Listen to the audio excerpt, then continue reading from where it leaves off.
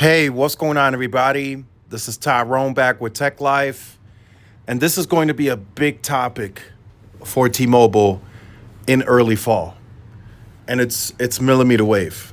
Going to be a much bigger topic this go around, as we've seen the recent moves with them swapping spectrum, millimeter wave spectrum with AT&T. That's where it started.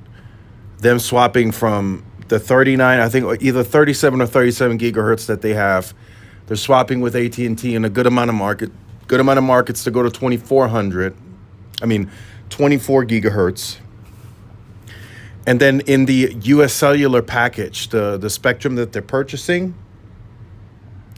they're also buying 24 gigahertz. So that has a bigger meaning behind it. So that means, in my opinion, they figure something out. All the talk at the quarterly earnings about we're still analyzing, we're still investigating. I think they came to a conclusion and they're ready to talk. And I think when they present in the early fall at the Capital Markets Day, we will get a very clear understanding as what they plan to do with millimeter wave and how they plan to scale it somewhat. And I think it's going to be a big use case for the spectrum for T-Mobile is going to be point to point. I think that's how they plan on expanding the FWA customer base going forward.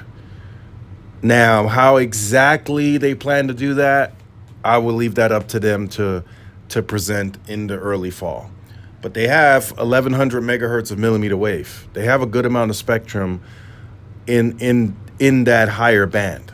Now, I believe they have 100 to 200 megahertz more than even AT&T. They have less than Verizon, but they have more of it than AT&T. So now they got to put it to use. So that, in my opinion, is what I'm waiting for the most. I want to see how they present it to the market, how they present it to the street, on how they plan to make use of the spectrum. In the past, they said where it makes sense, build it out smartly. And all of that makes sense, right? Higher traffic venues, putting it inside of maybe some DAS systems. That makes sense. But now it's evolving. So T-Mobile has to evolve. So now we're going to start seeing how they plan to make use of it. Are they going to put it on nodes? Millimeter wave nodes? Are they going to just put it on the macros? All of that we'll have to see, right? Are they going to have to raise CapEx to deploy this a bit more aggressively? I mean, all of that should be discussed and disclosed in early fall. I think this is going to be a big topic, like I stated, because now is the time to make use of that. You're about to hit 7 to 8 million customers on FWA. They will need some type of offloading. It's going to be a while before T-Mobile can get fiber to those homes. Trust me, it's going to be a while. Like in my market, high FWA share, they're going to have to try and offload these customers off of the network at some point. Not necessarily offloading them by building more infrastructure, but just if there's a neighborhood that has a lot of FWA customers, if the site is fairly close by, put millimeter wave on it and do point to point with all those customers. That will offload the mid-band spectrum by itself. So those are some options.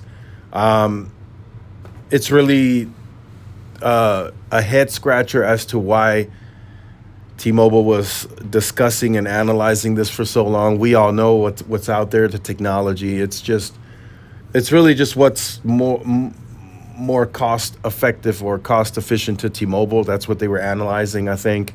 How can we do this that makes the most sense for us, right? Putting it throughout neighborhoods onto millimeter wave nodes, having to put connect fiber up to all those nodes might not be the most cost-effective way to do that, right? Verizon told us that's very expensive.